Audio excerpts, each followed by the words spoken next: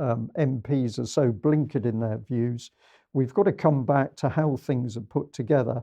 And it caught my attention on the petition page itself that if you had a look underneath, you come down to a little bit of information. So there is this: read the House of Commons library research on this issue. And of course, this is exactly what MPs do and their own research assistants. They don't go out there to find the truth and the facts. What they do is they take the easy route through the House of Commons library. And if we go onto that library itself and have a look for matters to do with vaccination and COVID-19, you will find that they have a lot of their so-called research papers listed. So here we've got everything from Omicron and new coronavirus variants to COVID-19 vaccine passports, but it goes on and on. So we've taken some more here: UK vaccination policy, COVID-19 vaccine rollout, future of COVID-19, immunizing children against COVID-19. Another page with more of these so-called research papers until we finally get down to the end of that section. But what we are supposed to believe here is that these are independent research papers, and MPs should go here in order to find out what the truth is. Well, what are we talking about? We're talking about really this organisation, which is the research system itself, bridging research and policy, which I find is an interesting little description.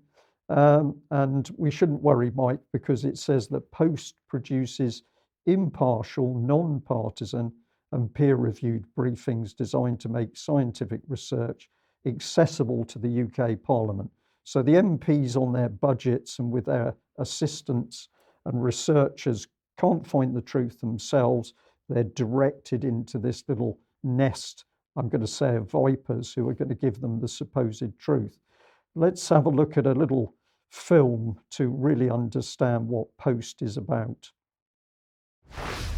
The Parliamentary Office of Science and Technology, or POST, bridges research and policy and is one of the longest-running legislative science advice mechanisms in the world.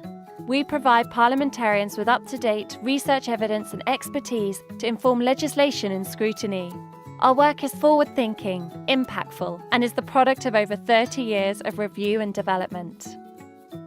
It all started in 1985, when a group of parliamentarians visited the USA to see the first example of parliamentary technology assessment in the world, the OTA.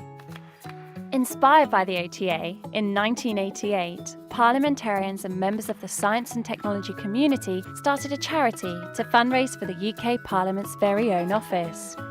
Within just 1 year, the charity raised about £100,000 to set up an external science advice office called POST and began recruiting the office's first director. But it was born with a very modest budget, and so staff were only employed on temporary contracts. POST's continued fundraising allowed the team to grow, and the first 3 POST sections were born: Biology and Health, Energy and Environment, and Physical Sciences and ICT. Funding was not always certain, but in 1992, after a review, parliamentarians decided by one vote to fund POST for 3 years, bringing the office into Parliament. A second review in 1995 secured funding for a further 5 years. At this time, PhD students started to come to POST to do fellowships.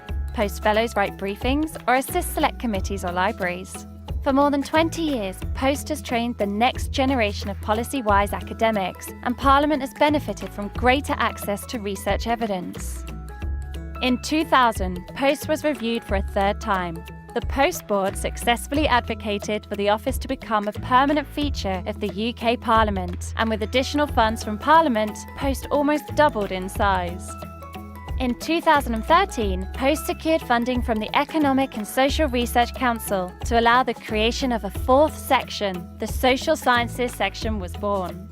In 2018, with continued funding from the ESRC, POST created the Knowledge Exchange Unit, a team coordinating and strengthening the flow of information and expertise between UK Parliament and the academic community. Over the years, Post's work has had significant and varied impacts in Parliament, including informing debates, committee inquiries, and the passing of legislation. Post's impacts are felt beyond Parliament, in wider society, where its work is used in the justice system, the academic community, the media, and even inspires other nations. The Post Board started Post Journey in 1985, helped to secure funding and recognition, and has shaped an extensive portfolio of research evidence support that parliamentarians can draw upon today. To find out more about how Post bridges research and policy, go to post.parliament.uk. Well, there we are. It didn't take long for UK column viewers to pick up on the fact that they were being talked to as if they were 3 or 4-year-olds. And of course, this is part of the grooming by the government itself, that if you're a member of the public, you are to be treated as a child. But Debbie, what was interesting for me there is somebody comes up with £100,000. They don't talk about who that individual or organisation was. They set themselves up to their entire satisfaction. And the next minute, they are producing the research which is going to influence politicians and policy. I think I can guess that if we dig in not too deeply, we're going to find the pharmaceutical industry heavily embedded in this so-called independent research group. What do you think? I think you used specifically one word there, Brian, which was very important, which was influence. And clearly, we have a lot of influencing going on. I was just shocked and surprised that it had been going on since 1985 and probably before that. I'd like to know if Bill Gates has got his fingers in that pie as well. But no, I'm shocked, and you know, like all our viewers are going to be saying, I'm sure in the chat box is, you know, how old are we? 4, 5 years old? I mean, life sciences. This is what it's all about. Life sciences. Yeah. Well, we just finished this little segment quickly. If I use their services to try and go and look at the risk of vaccinations on the basis we now know a great many people have been harmed or have died as a result of vaccines, of course, you can't really find anything. You just come out with COVID-19 vaccine misinformation. This is the big risk. And what do? Well, then they start to reflect back all of the quotes and accusations that the government has made itself about anybody daring to challenge the accuracy of their vaccine information. So widespread misinformation about COVID-19 vaccines has included false claims about their safety, efficacy, ingredients, side effects, and purpose. Even in that first statement, they themselves do no investigation into people who've clearly been harmed. And so it goes on. We just bring this one up. What are the types and sources of COVID-19 vaccine misinformation? False claims that the COVID vaccination contains microchips that can be used to track and control people. False claims that the vaccine causes infertility or death. False claims that the vaccine will alter human DNA. And false claims that the pharmaceutical industry has fabricated the results of vaccine trials or covered up harmful side effects to boost its profits. Debbie, it's bizarre, isn't it? But the denial is actually leading to the truth, because what they deny points you exactly as to what is actually happening. Yeah, exactly. And I mean, that is precisely it. And as you know, many of our viewers and listeners will have already seen our interview with Hedley Rees, Molecule to Man. And we've also recently done an interview with experts, clearly saying that all that you just were highlighting there is incorrect. So, I mean, what more can I say?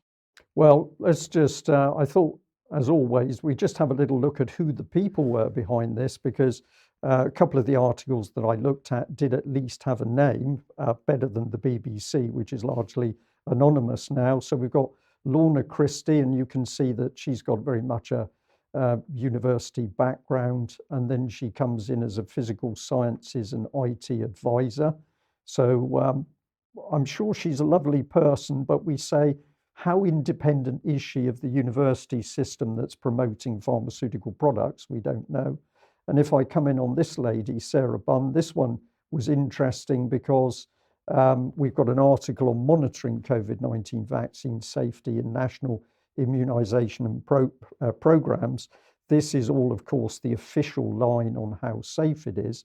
But I did manage to find a little bit more detail on this Yakult Science for Health site, which has got an interview with this lady, and she's giving her background and how wonderful it is to be working for the government.